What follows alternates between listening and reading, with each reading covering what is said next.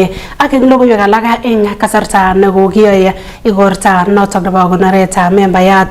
ab kot neking'oten ng'atutik nebo Olkalau David Kiarao notok ko koboisien kasaratan kosom nyoetab kat rubeiwotab president Kithure Kindiki familia nebo MB David Kiarao kosubkei ak ng'alalutikab alak eng kandoik cheking'alal eng igortab sautik chebo bortab Kiarao ole kamwa ine kole moiboru tekisto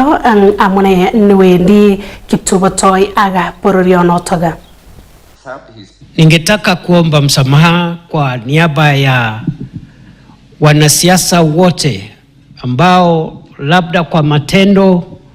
mazungumzo walitatiza kwa njia moja ama ingine shughuli hii ambao tumekuwa nayo katika muda wa kama wiki moja sasa. Viongozi wa upande wa serikali ama viongozi wa upande wa upinzani ambao labda kwa matamshi yao, kwa matendo yao wamezusha adhi ya hafla ya Mheshimiwa Kiarao. Kwa niaba yao naomba msamaha.